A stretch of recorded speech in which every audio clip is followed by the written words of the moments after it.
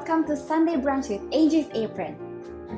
Jadi hari ini untuk Sunday Brunch kita akan membuat breakfast pizza. Dan breakfast pizza ini bukan tipe yang heavy pizza, tapi ini very light. Jadi cocok banget tentunya buat breakfast dan juga brunch bareng teman-teman dan keluarga.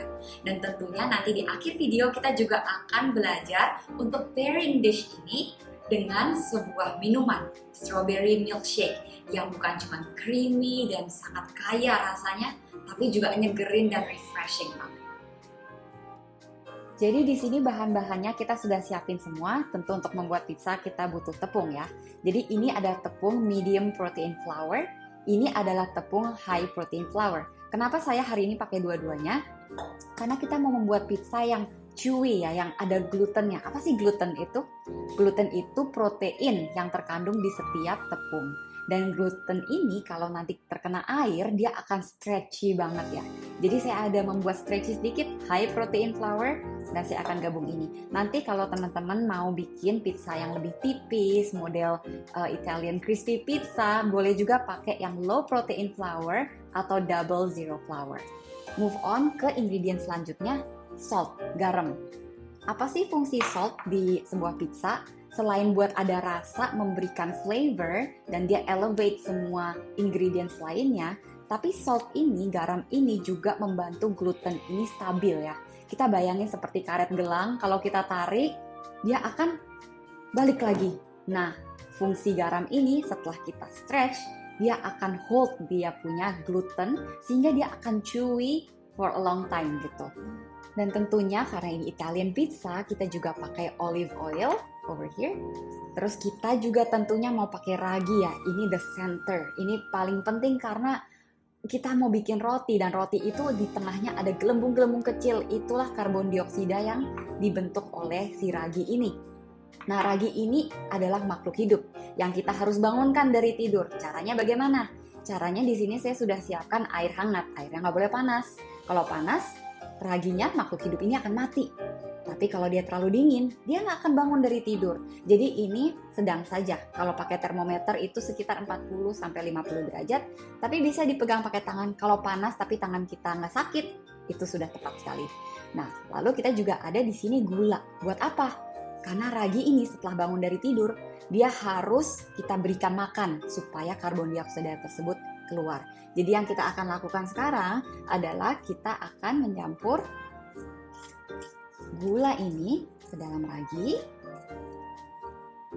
Nah, ini air yang kita sudah siapkan sudah dengan temperatur yang sesuai 40-50 derajat Celcius. Kita segera masukkan ke dalam raginya supaya mengaktifkan raginya. Dan tentu ini ragi nggak perlu diaktifkan sebelumnya seperti ini kalau kita beli instant yeast ya. Kalau kita beli dry active yeast seperti yang saya punya di sini, kita harus aduk sebelumnya seperti ini terlebih dahulu. Setelah kita aduk seperti ini, raginya kita akan diamkan selama 10 menit atau dia sampai gelembung-gelembung karbon dioksidanya keluar ya. Nah, sambil kita menunggu, kita bisa sambil menyiapkan ingredients dari dough-nya, yaitu tepung tadi, olive oil, dan salt. Sekarang langsung aja kita campur di stand mixer. Ini medium protein flour kita tadi. Semuanya. Lalu high protein flour-nya. Lalu kita juga garam, ingat, very important untuk gluten formation dan juga flavor dari dish itu ya. Lalu olive oil. Nah, kalau kalian di rumah bikin bread, bikin roti, oilnya, butternya jangan dimasukin duluan. Tapi karena kita bikin pizza, kita boleh masukin duluan. Kenapa? Karena pizza itu sebetulnya nggak butuh gluten terlalu banyak. Kalau kita bikin roti, kita pingin banget rotinya itu chewy gitu. Itu gluten harus terbuat dulu dan musuh gluten itu adalah minyak. Jadi kita harus di belakang. Tapi sekarang kita nggak apa-apa. Kita langsung puter aja sampai dia asal nyampur aja, nggak usah terlalu lama. Di low speed, asal dia kecampur aja ya.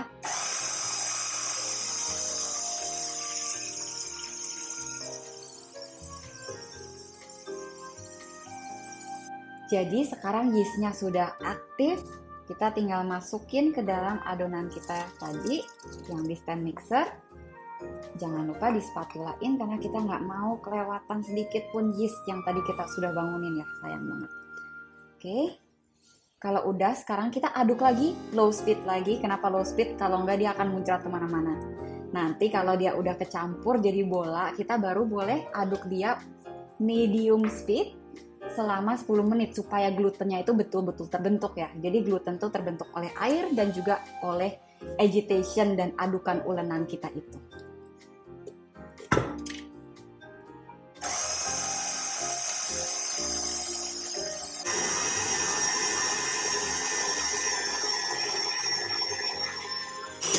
Jadi kalau kita bisa lihat di situ, dia akan membentuk tornado di bawahnya base of the bowl.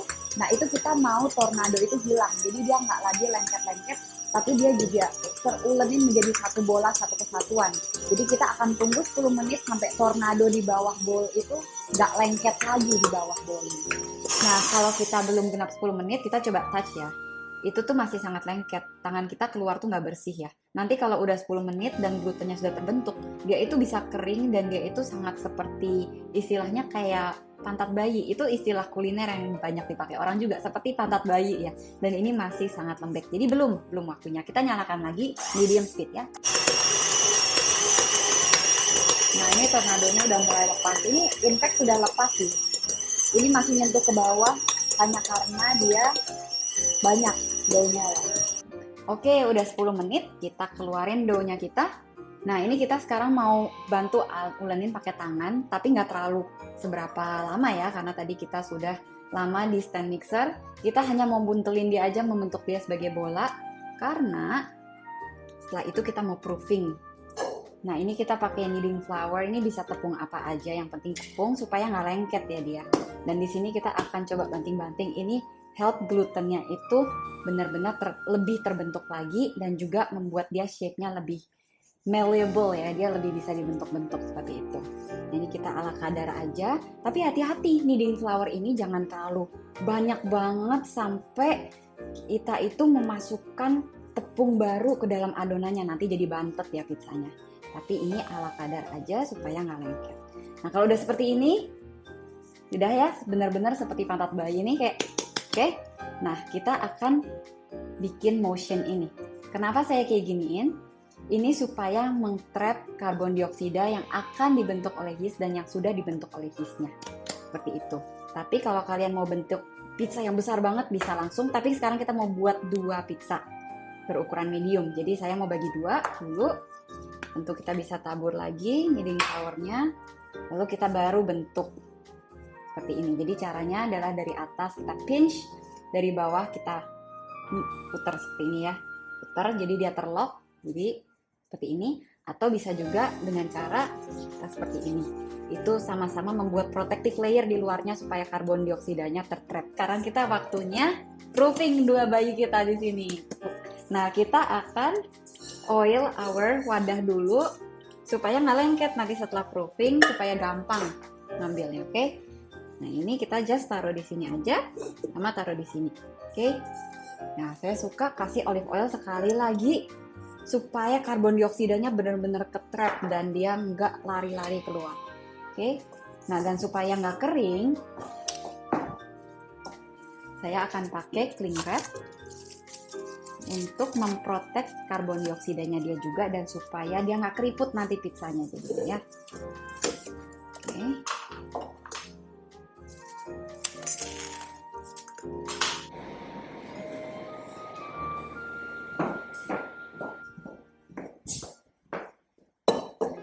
Oke, sekarang kita akan proofing doughnya ini selama 30-35 menit. Jangan overproof ya, nanti dia jadi terlalu ngembang kayak roti.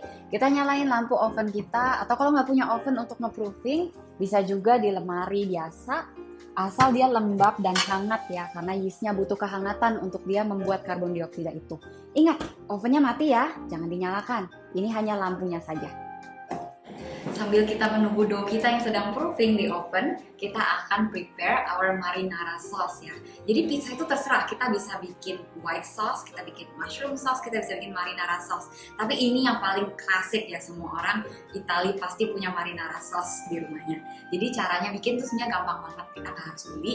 Kita hanya butuh tomato, kita akan rebus tomato ini di dalam boiling water, tapi sebelum direbus selalu kita harus membuat huruf plus seperti ini ya, scarring-nya di bawah dan di atas. Gunanya buat apa? Nanti setelah kita rebus, kita akan kelentek kulitnya, itu lebih mudah. Kenapa perlu dikelentek kulitnya? Karena kulitnya itu ada asam. Nah, kalau orang Italia itu nggak suka tuh asam yang terlalu spice gitu. Tapi kalau orang Indonesia suka asam. Jadi boleh aja kalau kalian mau leave the skin, bisa nggak usah di seperti ini. Langsung aja direbus. Oke, jadi sekarang saya udah prepare boiling water. Kita bisa langsung aja masukin ke dalam dan kita butuh 5 tomatoes ya. Nah, sekarang kita sudah boil semua tomat kita. Jadinya seperti ini ya, dan sangat easy to peel, gampang banget dicepot karena tadi kita udah slice dari awal ya. Nah, sekarang kita akan slice ini semua. Kita akan peel seperti ini dan kita hilangkan bud-nya dia, yaitu topi atasnya ini. Dan nanti kita akan blend ini semua menjadi marinara sauce. Baru kita, setelah kita blend, kita baru balikin lagi ke kompor. Dan nanti kita baru masukin berbagai macam Italian spices yang saya akan jelaskan satu persatu. Italian itu nggak terlalu banyak spice-nya, tapi yang penting itu komposisinya. Berapa rasio dari setiap ingredientnya. Dan tentunya nanti kita juga akan pakai garlic, kita juga akan pakai onion. Tapi kita tidak akan terlalu mengoseng garlic dan onion tersebut karena ini bukan masakan Indonesia yang ada bawang gorengnya ya. Jadi semuanya sangat milky, sangat soft rasanya. Dengan cara itu kita tidak harus oseng dengan in a long time. Oke, sekarang kita akan chop dan mince garlic kita. Ini bawangnya dari sini. Kita hanya butuh segini saja. Dan nanti setelah ini kita akan chop bawang bombaynya, onionnya. Nah, ini cara paling gampang untuk memince garlic itu digeprek aja seperti ini ya. Setelah digeprek semuanya, baru nanti kita mince. Dan saya suka mince itu selalu pakai garam, karena garam itu mengekstrak air dari bawang putihnya itu keluar. Jadi lebih mudah, dia lebih soft gitu ya. Jadi ini kita just chop roughly dulu aja.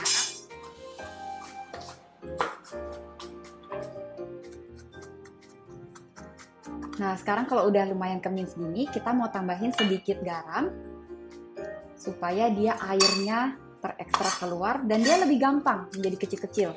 Kalau seperti ini ya.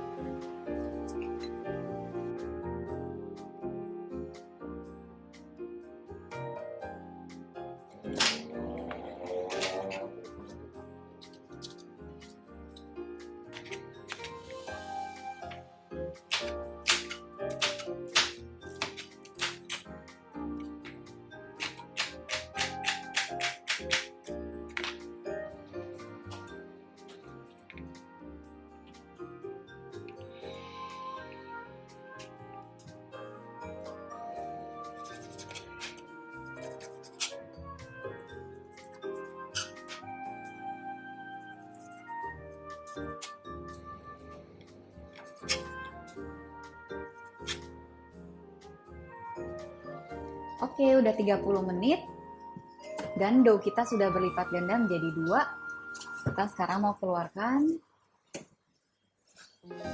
dan kita balik ke bench kita.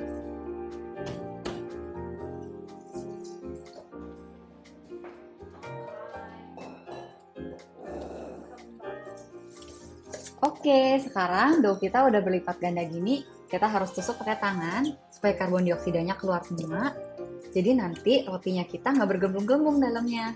Oke, kalau udah, kneading flour kita lagi. Karena kita sekarang mau roll dough kita ini. Nah, biasanya orang bisa pakai rolling pin, tapi kalau di Italia mereka nggak pakai rolling pin. Mereka hanya pakai tangan. Dan sekarang hari ini saya akan peragain yang pakai tangan. Jangan khawatir ya kalau ini kok minyakan ada olive oil, nggak apa-apa. Ini semua akan terserap dan membuat roti kita makin gurih.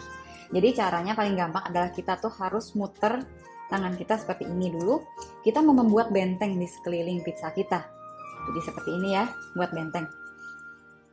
Supaya nanti marinara sausnya kita mau siram di tengah-tengahnya, dia nggak lumer ke samping-sampingnya ketika nanti masuk oven. Oke. Nah, setelah itu tengahnya boleh kita tusuk-tusuk seperti ini. Dan dengan cara ini pizza kita juga cakep ya bentuknya, nggak terlalu circular perfectly juga nggak apa-apa. Karena ini sangat rustic, sangat gourmet. It's okay. Dan kita bisa pakai telapak tangan kita bagian sini untuk membentuk pizzanya lebih tinggi. Nah, kita itu targetnya mau membuat ini setipis mungkin ya. Of course, kalau kita mau bikin tipis, kalau mau bikin tebal juga bisa. Tapi ingat, nanti di dalam oven, dia tuh akan ngembang lagi. Ngembang 2 kali lipat dari apa yang kita sebelum kita masukin. Jadi make sure it's tipis aja. Nah, kalau kita mau make sure sekali lagi kalau dia tipis, kita bisa balik seperti ini ya. Dan ini nggak lengket sama sekali karena tadi glutennya udah terbentuk. Kedua juga kita kasih olive oil ya. Nah, kita bisa pakai gini tangan kita seperti mau ninju orang gitu ya. Terus kita bolak-balik gini. Beberapa orang juga ada yang mereka lempar, tapi kalau dilempar itu lebih baik tambah kneading flour-nya lagi. Supaya dia landingnya smooth ya, nggak bahaya. Oke, seperti ini. Caranya itu bagian sini fist, jadi seperti mau ninju. Bagian sini telapak tangannya kayak mau minta sesuatu gitu ya. Terus kita putar ke sini, kita lempar aja. Nah, tujuan utamanya kita lempar ini di udara, dia akan membentuk sendiri lapisan tipis ini tanpa kita roll dia gitu. Nah, ini sudah cukup ya. Bisa nerawang, ya kan? Bisa nerawang seperti ini. Kita langsung taruh aja di pan kita. Kita terserah mau pakai pan apa, gitu ya. Nah, kita bisa shape lagi sebelah kiri dan kanannya supaya pastiin ada well di sekelilingnya. Oke. Well-nya nggak usah tinggi-tinggi sekali. Nanti masuk oven dia juga ngembang. Oke. Sekarang sudah jadi seperti ini. Kita siap untuk tuang marinara saus kita. Oke, dough kita sekarang sudah siap, marinara sudah siap, semua topping udah kita siapin juga. Sekarang waktunya kita pour marinara sausnya tengah gini. Dan ingat jangan terlalu banyak ya masukin marinaranya. Karena nanti di dalam oven dia akan lumer kemana-mana. Just enough untuk dia menyelimuti seluruh surface area dari dough kita. Next, kita line up mozzarella kita. Ini saya mozzarellanya dipotongnya blok supaya nanti dia jadinya ngeblok di satu sisi. Dan tentunya kalau ada orang juga suka pakai blowtorch, itu bisa ada hitam-hitamnya, jadi kayak keju panggang itu juga boleh. Next, kita akan line up. Ini adalah smoked ham. Smoked beef ribs-nya kita line up yang udah di slice tipis-tipis. Kita line up dan ini bebas aja mau pakai banyak, mau pakai sedikit, nggak pakai sama sekali, boleh-boleh aja. Dan next, ini adalah tomat. Supaya segar, kita kasih tomat juga. Dan selanjutnya, bell peppers atau paprika kita. Jadi seger banget ya semua ingredients di sini, cocok banget buat breakfast dan brunch. Nanti kita akan masukin spinach dan telurnya terakhir banget supaya nggak terlalu overcook dan telurnya itu masih runny di tengahnya dan juga spinachnya nggak menjadi hitam tapi masih segar di atasnya. Jadi kita akan masukkan ini ke oven 200 derajat Celcius selama 15 menit atau beberapa oven kuat banget bisa 10 menit, kita cek-cek aja asal dia setengah matang. Nanti saya akan tunjukin setengah matang tuh seperti apa, baru kita crack in eggs-nya dan masukin spinachnya di atasnya. Into the oven.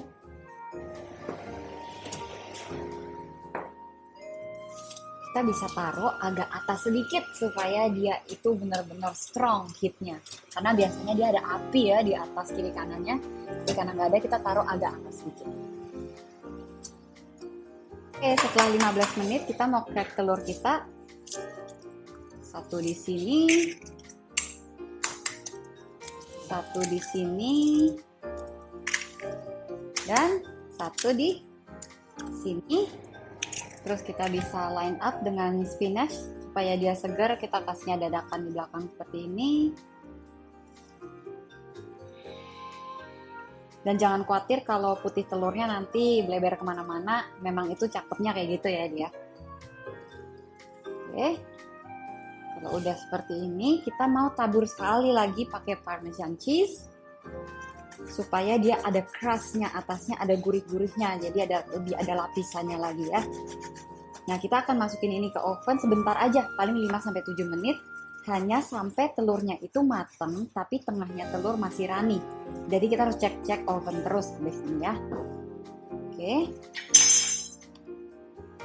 Nah, setelah ini kita bisa tabur aja. Oke, nice. Setelah itu kita bawa sekali lagi ke oven.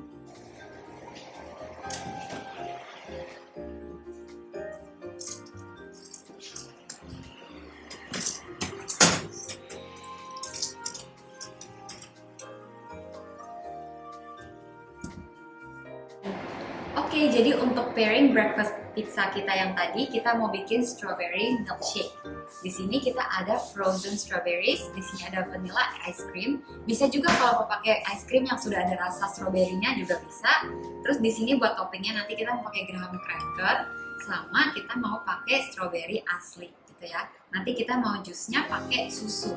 Nah, bisa juga ada orang mau pakai es batu, boleh nggak? Boleh, tapi jangan sampai pakai air biasa supaya dia itu bisa kental nanti jadi milkshake-nya.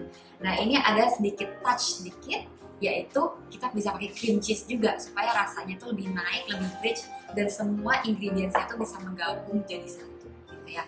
Oke, sekarang gampang banget, tinggal kita masukin strawberry yang sudah frozen. Oke, sedikit aja karena dia bakal kerasa banget ya. Lalu kita masukin around 5 to 6, 5-6 scoops of vanilla ice cream. Terus kita juga blend pakai air atau pakai susu. Kita masukin susunya sedikit aja karena kita mau kental. Lalu jangan lupa juga kita mau masukin secret ingredient kita, yaitu cream cheese. Jadi dia agak mirip sama strawberry cheesecake gitu ya. Jadi ada rich-richnya sedikit aja, hanya untuk touch. Oke. Kalau sudah, gampang banget, simple, kita tinggal blender dia. Oke, sekarang kita tinggal blend aja dia jadi satu.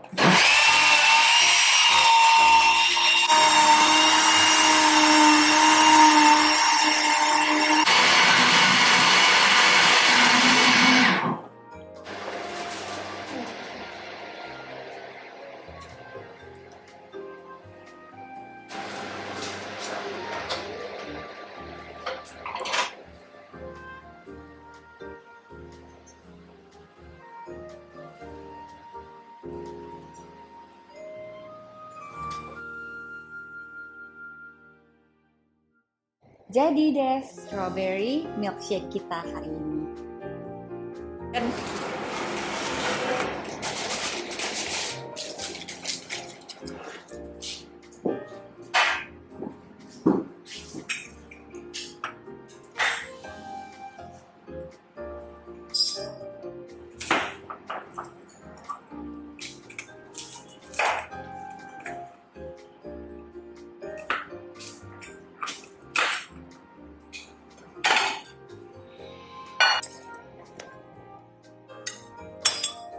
First serving. Oke, selamat mencoba di rumah ya bikin breakfast pizza dan juga strawberry milkshake. Sampai kita jumpa lagi di Angie's Apron. Bye!